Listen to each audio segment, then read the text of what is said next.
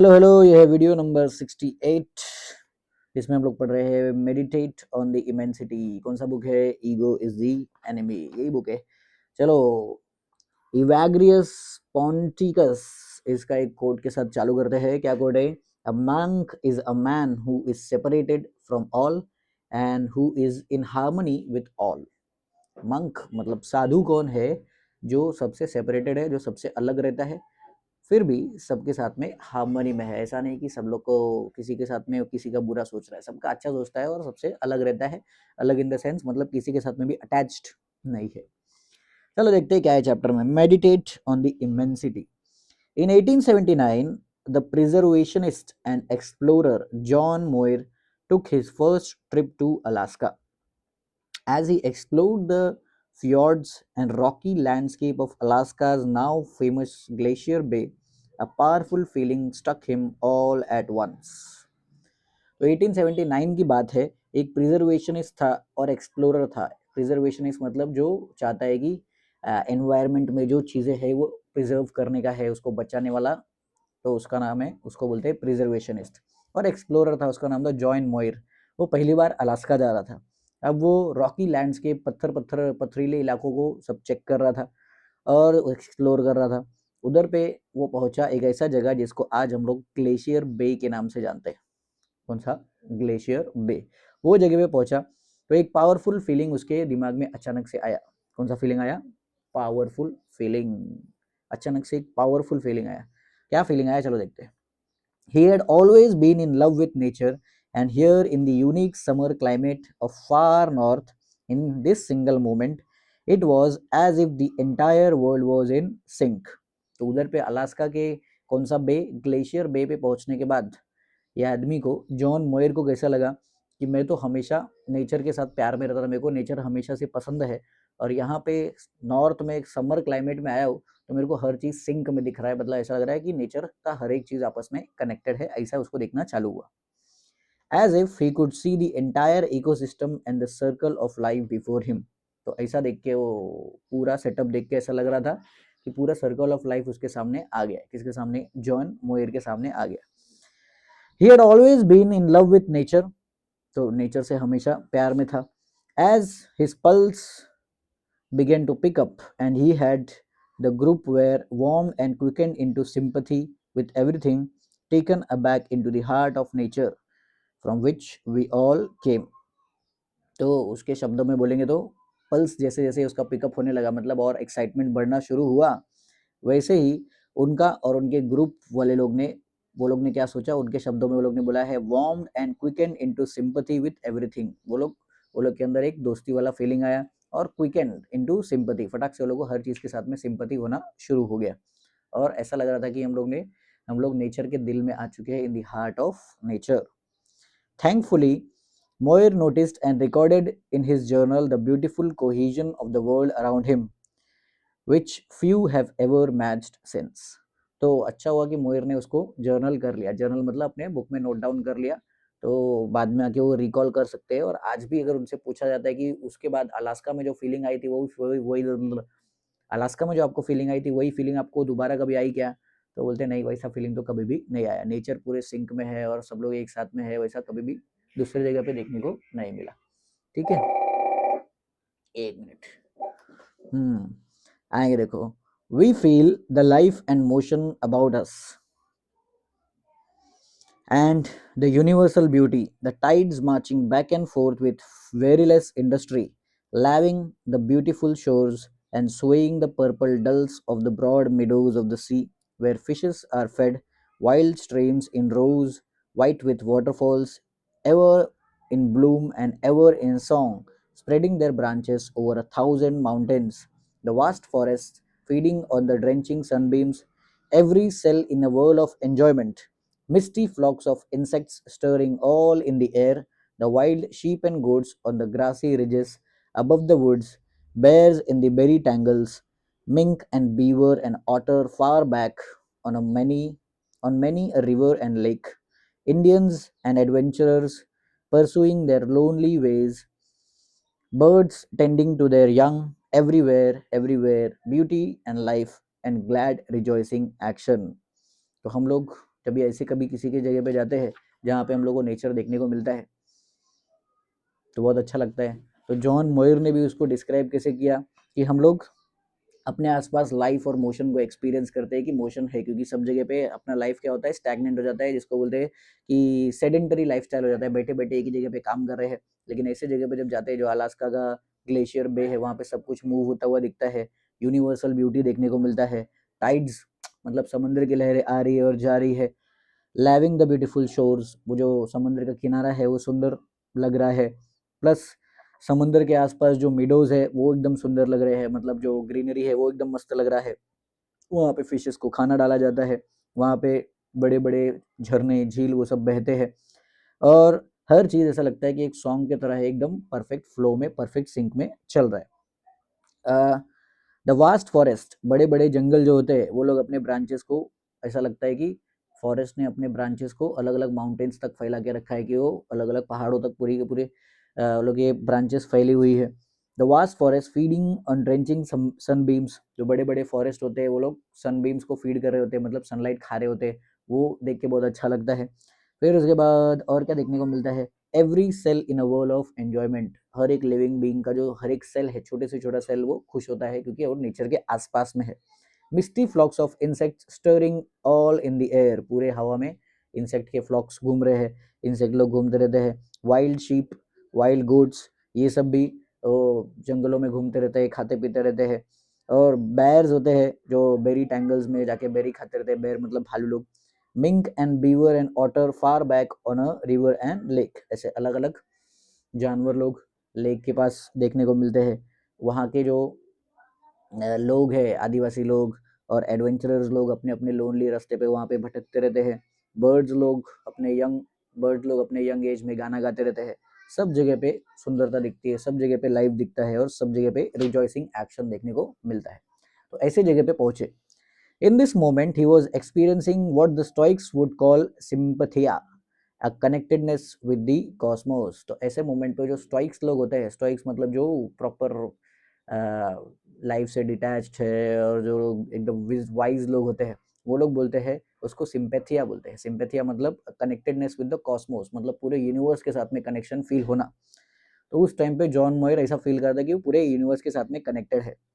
The French philosopher Pierre Hadot has referred it to as the oceanic feeling. French का एक philosopher है, उसने बोला है ये ओशियनिक फीलिंग है। ओशियनिक फीलिंग मतलब हमको नेचर के साथ में कनेक्टेड, यूनिवर्स के साथ में कनेक्टेड फील होता है। A sense of belonging to something larger, of realizing that human beings are an infinitesimal point in the immensity. It is in these moments that we are not only free but drawn towards important questions. Who am I? What am I doing?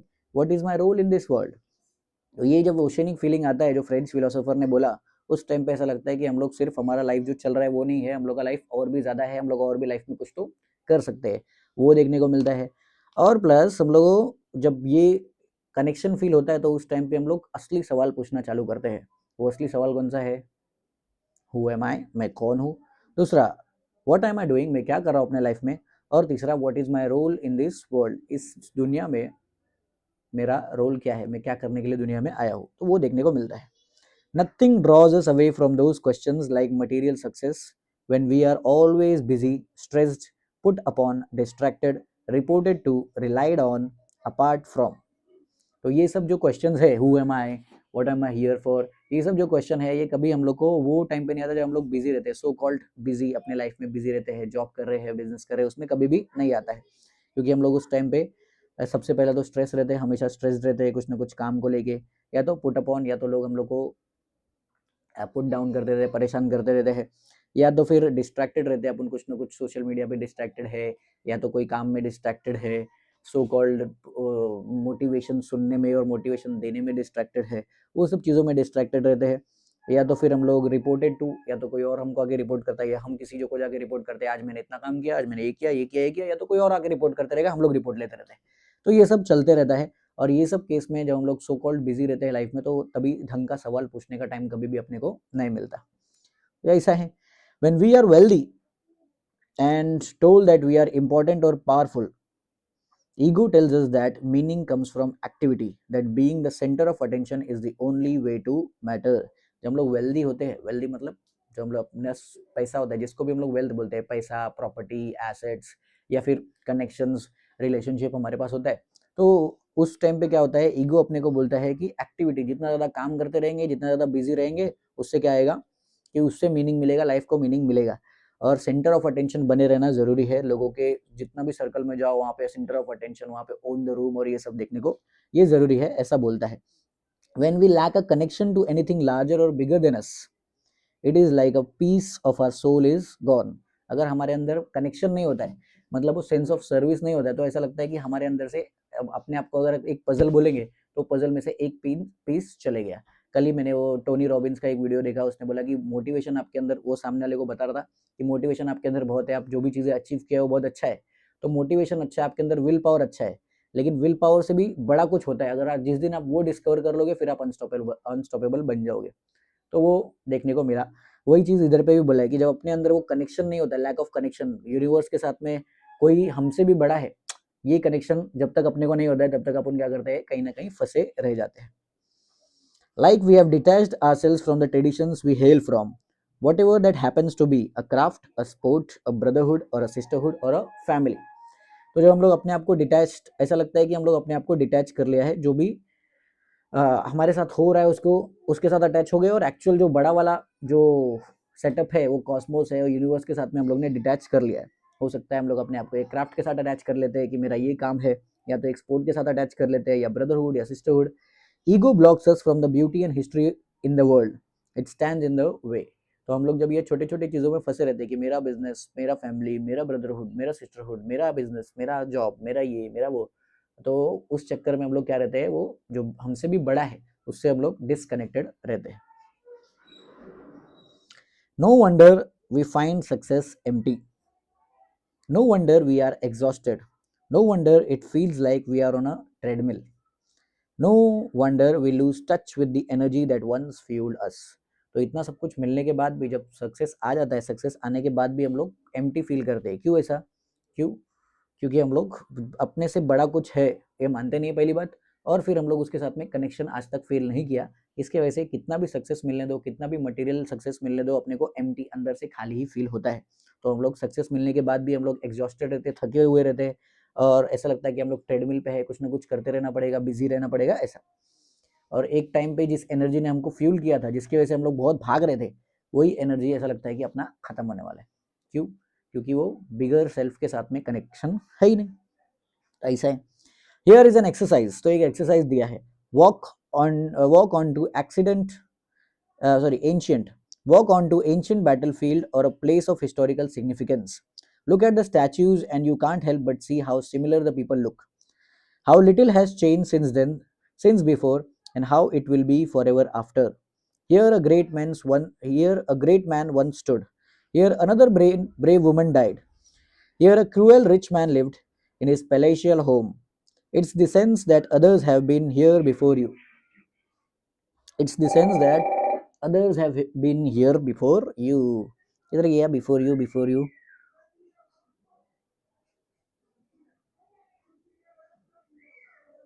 Hmm. It's the sense that others have been here before you, generations of them in fact.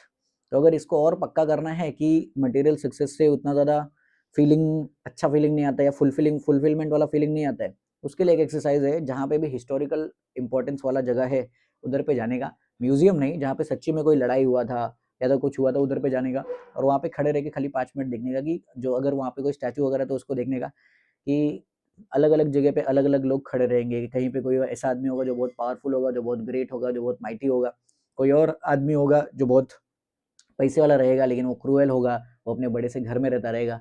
वही चीज़ पहले भी होता था, आज भी होता है, बस उसका थोड़ा कपड़ा पहनने का तरीका लोगों का चेंज हो गया है, वो फाइट करने का तरीका चेंज हो गया है।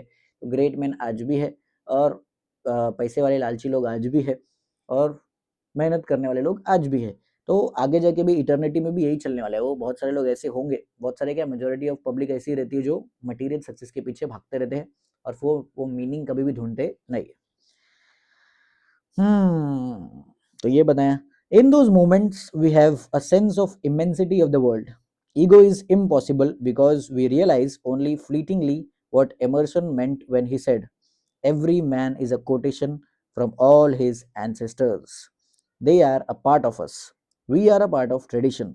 Embrace the power of this position and learn from it. It is an exhilarating feeling to grasp this, like the one that Moir felt in Alaska. Yes, we are small.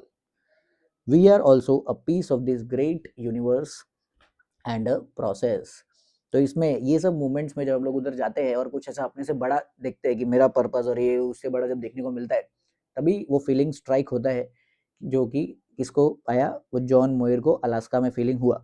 उस time पे पता चलता है कि दुनिया कितनी बड़ी है और उसके सामने अपन कितने छोटे हैं। ईगो इम्पॉसिबल है, सबके अंदर ईगो आता ही है, क्योंकि जब हम लोग के अंदर रियलाइजेशन आता है, जैसे कि एमर्सन ने बोला था, क्या बोला था एमर्सन ने, every man is a quotation from all his ancestors. हर एक इंसान वो उनके उसके एंसेस्टर लोग का एक कोटेशन है। कोई पुराने एंसेस्टर का ज़्यादा क्वालिटी रहेगा, किसी का कम क्वालिटी रहेगा, लेकिन वही एंसेस्टर लोग का ही कोटेशन अपने के अंदर रहता है। तो every man is a quotation from all his ancestors, they are a part of us और and we are a part of tradition. वो एंसेस्टर हमारा पार्ट है और हम लोग उनके ट्रेडिशन का पार्ट है। तो ये जब समझ में आता है तो मालूम पड़ता है कि यूनिवर्स कितना बड़ा है और अपन कितने छोटे। ठीक है। An astrophysicist, Neil deGrasse Tyson, has described this duality well. It is possible to bask in both your relevance and irrelevance to the cosmos. As he says, when I look up in the universe, I know I am small, but I am also big. तो ये duality जो है universe का, कि अपन universe के साथ में connected है, तो अपने आप को बहुत बड़ा भी नहीं समझने का, अपन छोटे भी है, प्लस वो यूनिवर्स का अपन पार्ट है, तो इतने बड़े यूनिवर्स का पार्ट है, मतलब अपन कितने हद तक जा सकते हैं इसका कोई लिमिट नहीं है। ये डुअलिटी अपने को समझना जरूरी है, बरोबर है। तो जैसे कि एक आदमी ने बोला था, वो कौन था, नील डिग्रास टाइसन, उसने बताया था कि when I look up in the universe I know I am small but I am also big. उसने क्या बोला, जब मैं यूनिवर्स को देखता हूँ तो मालूम पड़ता है मैं कितना छोटा हूँ, लेकिन फिर एट द सेम टाइम मेरे को ये रिलेशन होता है कि मैं कितना बड़ा हूँ, मतलब कितना आगे तक जा सकते हैं। तो जो भी चीज़ें करने का सोचते हो अपन कर सकते हैं, इतना सोच के रखने का, लेकिन एट द सेम टाइम वो ईगो भी नहीं होना चाहिए कि मैं सब कुछ कर सकता हूँ। सब कुछ तो नहीं कर सकते, लेकिन जो चीज़ हम लोग एक चीज़ फिक्स करें वो हम लोग अचीव कर सकते हैं, इतना हम्बल कॉन्फिडेंस होना चाहिए। I am big because I am connected to the universe and the universe is connected to me. We just can't forget which is bigger and which has been here longer. तो अभी उसने भी, नील D grass Tyson ने बोला था कि मैं big क्यों हूँ, क्योंकि मैं यूनिवर्स के साथ में कनेक्टेड हूँ और यूनिवर्स मेरे साथ में कनेक्टेड है। तो ऐसे केस में कभी भी भूलने का नहीं कि कौन किसके साथ में कनेक्टेड है और उसमें कौन ज़्यादा टाइम रह चुका है। अपन तो लिमिटेड टाइम के लिए आए ना, लेकिन यूनिवर्स कितने टाइम से है, इटर्निटी से है। तो वो चीज़ ध्यान में रखने का कि यूनिवर्स का अपन एक पार्ट है, तो हम लोग बड़े हो सकते हैं, लेकिन यूनिवर्स से ज़्यादा बड़े नहीं हो सकते। Why do you think that great leaders and thinkers throughout the history have gone out into the wilderness and came back with inspiration, with a plan, with an experience that puts them on a course that changes the world? तो तुमको ऐसा क्यों लगता है कि बड़े बड़े leaders जो है, कितने भी बड़े लीडर्स को देखो, वो लोग वाइल्डरनेस में गए। वाइल्डरनेस मतलब सो कॉल्ड, कोई जंगल में जाके आया, कोई पहाड़ों पे जाके आया, कोई बर्फ में जाके आया, कोई वहां बाहर जाके आया, इन द सेंस वो नेचर के पास जाके आया। और जब वो लोग वापस आते थे तो अच्छा खासा प्लान, पूरा सब कुछ वो लोग का रेडी होता था। क्यों ऐसा, आगे देखते हैं। It is because in doing so they found perspective. They understood the larger picture in a way that wasn't possible in the bustle of everyday life. Silencing the noise around them, they could finally hear the quiet voice they needed to listen to. तो लोग, जितने भी महान लोग थे, वो लोग बाहर जाके इंस्पिरेशन लेके आए, प्लान लेके आए। क्यों ऐसा, क्योंकि बाहर जाते हैं, जब हम लोग वाइल्डरनेस में जाते हैं, जब हम लोग नेचर के साथ में कनेक्टेड होते हैं, तो अपने को जो अपने अंदर की आवाज़ रहती है वो सुनाई देती है। क्योंकि हम लोग आज जो दुनिया के अंदर रहते हैं, सो कॉल्ड दुनिया जिसको हमने बना के रखा है, हमारा फैमिली, हमारा जॉब, हमारा बिजनेस, हमारा सोसाइटी या हमारा नेटवर्क, उसके बीच में रहते हैं।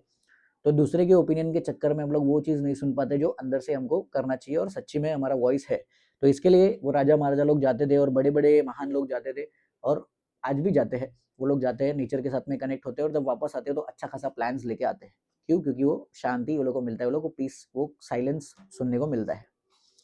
Creativity is a matter of receptiveness and recognition. This cannot happen if you are convinced the world revolves around you. Creativity क्या है, रिसेप्टिवनेस और रिकग्निशन का एक मैटर है। रिसेप्टिवनेस एंड रिकग्निशन मतलब क्या, कि क्रिएटिविटी कभी तब नहीं हो सकता जब आप ये सोचोगे कि पूरी दुनिया मेरे आसपास घूमती है।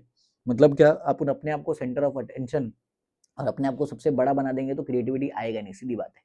तो क्या होगा, फिर एक ही पुराने लूप में अपन स्टक हो जाएंगे, जो चीज़ चल रहा है उसको चलने दो। यही सेम चीज़ अलग अलग सेटअप्स में देखने को मिलता है कि जो बड़े बड़े लोग लीडरशिप की पोजीशन पे पहुंचते हैं, उधर जाने के बाद वो लोग क्या करते हैं, कुछ नया करना बंद कर देते हैं, क्योंकि आज तक वो जो चीज़ चलते आ रहा है वही चलने दो और कुछ भी नया करने का नहीं। जब यंग लोग आते भी है और वो यंग लोग बोलते हैं कि चलो चलो चलो कुछ नया करते हैं, तो वो लोग सीधा सीधा या तो मजाक उड़ा देंगे, लोग को मॉक कर देंगे, या तो फिर पूरा अपना जान लगा देते कि देखो इसको हम लोग को गलत प्रूफ करना है। क्यों हुआ? क्योंकि क्या हो गया, वो लोग ने फिक्स कर लिया है कि पूरा दुनिया पूरा सेटअप हमारे आसपास रिवॉल्व करता है। इसका ऑपोजिट देखो, अगर बड़े पोजीशन पे रहने वाले लोग अगर नए लोगों को मौका देते हैं तो उससे क्या होता है, वो ऑर्गेनाइजेशन आगे बढ़ता है, वो पूरा सेटअप आगे बढ़ता है। जैसे अभी वो बोट हो गया, और फिर जोमेटो के जितने सीईओ लोग हैं वो लोग ने क्या किया, एज अ सीईओ, और वो बोट का अमन गुप्ता उसने सीएमओ के पोस्ट से रिजाइन कर दिया, उसने नए लोगों को जगह दिया कि आ जाओ आप लोग अभी संभालो। तो क्या होगा उससे, कि नए पर्सपेक्टिव देखने को मिलेंगे और नए तरीके से काम होगा। उससे क्या होगा, ग्रोथ देखने को मिलेगा और सच्ची में क्रिएटिविटी देखने को मिलेगा। तो यहाँ पे भी वही बोला है कि अगर क्रिएटिविटी हम लोग अगर रिसेप्टिवनेस नहीं दिखाएंगे, मतलब कि अपने आप को साइड में रखेंगे, अपने आप को मेन पिक्चर से बाजू में नहीं करेंगे, तो कभी भी क्रिएटिविटी देखने को नहीं मिलेगा। By removing the ego, even temporarily, we can access what's left standing in relief. By widening our perspective, more comes into view. जब हम लोग ईगो को रिमूव करते हैं, ईगो को बाहर निकालते हैं, तो उससे क्या होता है, अगर थोड़े टाइम के लिए भी ईगो को बाहर निकाला तो अपन क्या कर सकते हैं, हम लोग देख सकते हैं कि क्या एक्स्ट्रा बचा हुआ है। मतलब क्या, जो वो चीज़ देख सकते हैं जो आज तक अपने दिमाग के ढक्कन में आया नहीं। क्यों? क्योंकि हम लोग ने अपना ईगो को साइड किया, अपने आप को सेंटर से बाजू में किया, फिर तब जाके मालूम पड़ता है कि अपन क्या कर सकते हैं, क्या नहीं कर सकते। कुछ नया पर्सपेक्टिव, क्रिएटिविटी देखने को मिलता है। It is sad how disconnected from the past and the future most of us really are. बहुत दुख की बात है कि अपन पास्ट और फ्यूचर से कितने डिस्कनेक्टेड है। We forget that the woolly mammoths walked on earth while the pyramids were being built. We don't realize that Cleopatra lived closer to our time than she did to the construction of those famous pyramids that marked her kingdom. When British workers excavated the land in Trafalgar Square to build Nelson's Column and its famous stone lions, in the ground they found the bones of actual lions who had roamed that exact spot just a few thousand years before. तो अपन past और future कैसे connected है और हमारा present कैसे connected है वो देखने में अपन फेल हो जाते हैं। उसका एग्जांपल देखो बहुत सारा है कि जब पिरामिड्स बनाए जा रहे थे तो वुल्ली मैमथ्स उसी अर्थ पे, उसी जमीन पे वो लोग चलते थे। मैमथ्स जिनके बड़े बड़े दांत होते थे, वो वाले हाथी लोग, वो लोग उस पर ही चलते थे। वो अपन भूल जाते हैं, अपने को दिमाग में नहीं आता कि क्लियोपैट्रा जो इजिप्ट की सबसे महारानी थी, फेमस महारानी थी, वो हमारे टाइम से एकदम क्लोज रहती थी। Then she did to the construction of famous pyramids. वो पिरामिड्स के कंस्ट्रक्शन के टाइम पे हम लोग सोचते हैं देखो पिरामिड के टाइम की क्वीन थी क्लियोपैट्रा, ऐसा कुछ नहीं, हमारे टाइम से ही थी। वो सेम बिहेवियर, वही सेम बिहेवियर आज भी हम लोग को देखने को मिलता है कि बड़े बड़े मॉन्यूमेंट्स और लार्जर देन लाइफ पिक्चर वो सब देखने को मिलता है। व्हेन ब्रिटिश वर्कर्स, जब ब्रिटिश वर्कर लोग ने जमीन को एक्सकवेट किया, वो ट्रैफलगर स्क्वायर नाम की एक जगह है नेल्सन लायन कॉलम बनाने के लिए, तो उधर पे वो लोग क्या चाहते थे कि हम लोग एक काम करते हैं कि लायन का स्ट्रक्चर बनाएंगे। तो उधर एक्सकवेशन करने के बाद मालूम पड़ा कि एक्चुअल में इधर पे लायंस थे और लायन की हड्डियां उधर पे देखने को मिली। तो पास्ट, प्रेजेंट और फ्यूचर आपस में साथ में कनेक्टेड रहता है, वो हमेशा सोच के चलने का। आगे देखो, someone recently calculated that it takes but a chain of 6 individuals who shook hands with one another across the centuries to connect Barack Obama to George Washington. There is a video you can watch on YouTube of a man on a CBS game show, I've Got a Secret, in 1956. In an episode that also happened to feature a famous actress named Lucille Ball. His secret: he was in Ford's Theater when Lincoln was assassinated. England's government only recently paid off debts it incurred as far back as 1720 from events like the South Sea Bubble, the Napoleonic Wars, the empire's abolition of slavery, and the Irish potato famine, meaning that in the 21st century there was still a direct and daily connection to the 18th and 19th centuries.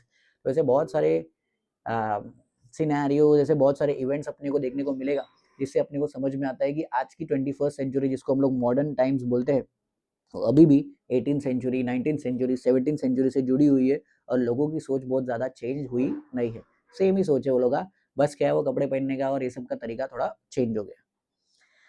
As our powers और talents grow, जैसे जैसे अपना power और talent बढ़ता है, we like to think that makes us practical, that we live in blessed unprecedented times. जैसे जैसे हमारा पावर और टैलेंट बढ़ता है, अपने को ऐसा लगता है कि हम ऐसे टाइम पे जी रहे हैं जो सबसे बेस्ट टाइम है, आज से पहले ऐसा कुछ टाइम आया ही नहीं।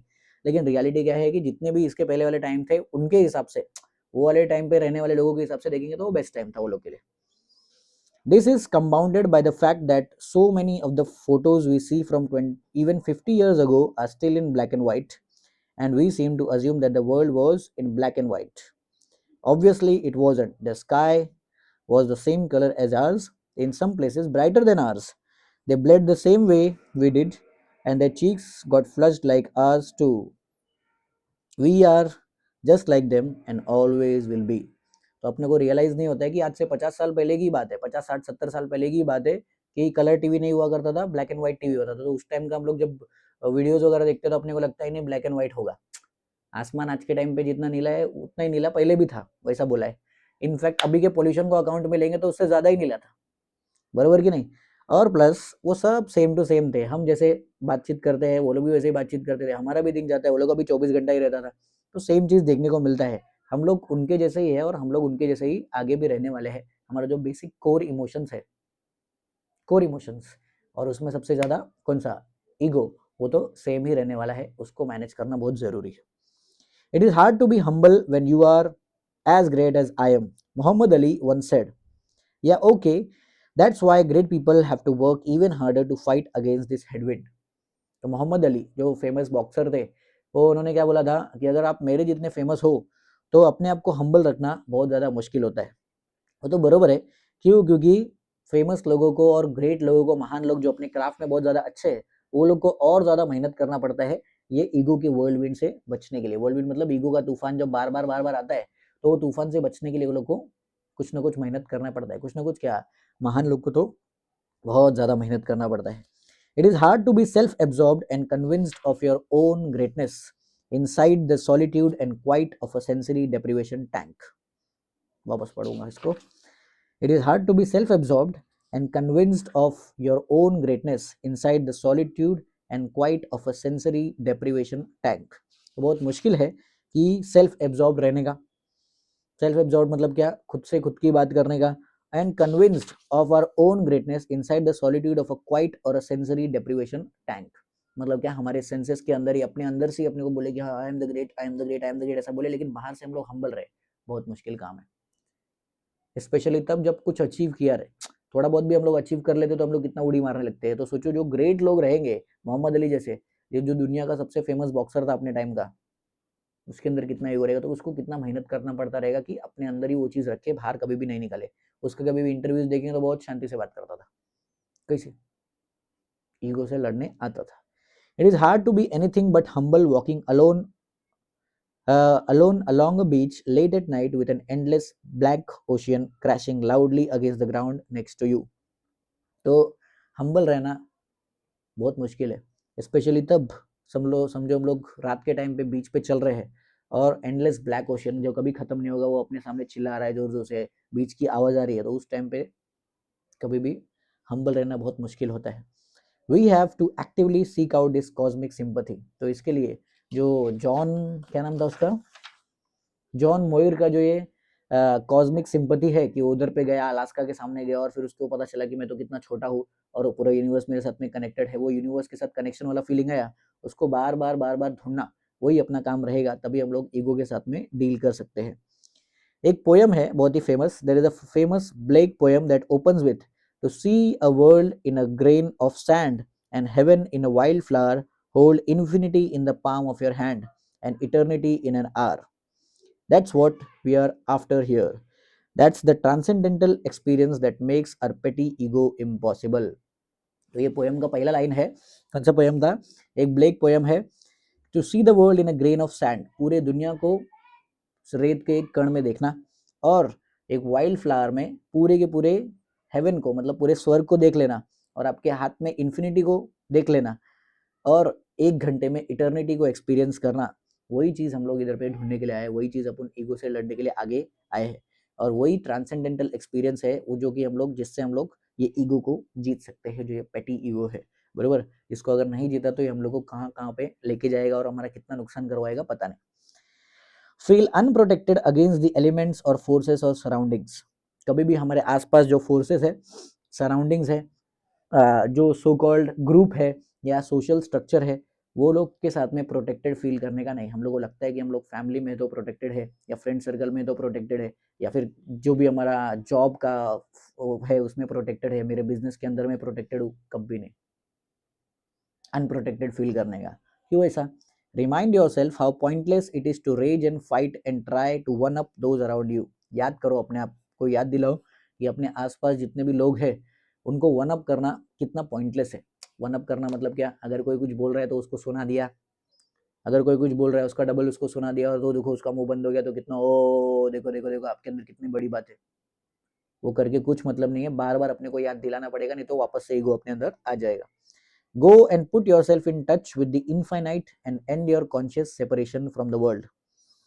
अपने आप को अपने आप को जितने बार भी हो सके वो इनफाइनाइट के साथ में जाने का और इनफाइनाइट के साथ में टच में रहने का। मतलब क्या? वो कॉस्मोस के साथ में, यूनिवर्स के साथ में कनेक्शन फील करने का, बीच पे जाके पूरा का पूरा ओशन देखे कि वो पूरा का पूरा ओशन कितना है और अपन कितने छोटे हैं। और फिर ये भी ध्यान में रखना कि अपन कुछ भी कर सकते हैं, बीइंग हम्बल, मतलब हम्बल रहते रहते कर सकते हैं, वो देखने का।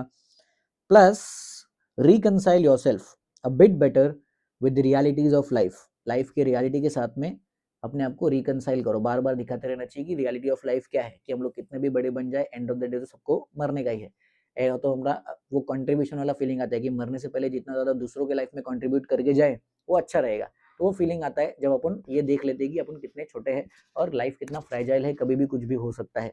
तो ये फालतू ईगो और फालतू वन अप करना और दूसरे के साथ में लड़ाई झगड़ा करना, लड़ाई झगड़ा इन द सेंस वो डिबेट और डिबेट में जीतना, वो सब भूल जाते हैं अपन। Realise how much came before you and how only wisps of it remain. याद रखने का हमेशा कि मेरे आने से पहले, मेरे दुनिया में आने से पहले कितनी चीजें आ चुकी है और मेरे जाने के बाद मैंने जो किया उसमें उसका कितना कंट्रीब्यूशन रहेगा, थोड़ा सा ही रहेगा बस, और कुछ भी नहीं रहेगा। कितने भी बड़े बड़े महान बड़े से बड़े लोग रहेंगे, 100 साल के बाद लोगों को याद नहीं रखने वाला। इन कभी कभी बस वो बुक्स में एंट्री की तरह और एग्जाम्पल की तरह, इंस्टेंसेस की तरह, स्टोरीज की तरह आने वाले, लेकिन वो लोग की लाइफ दूसरे के काम कुछ आने वाली है क्या?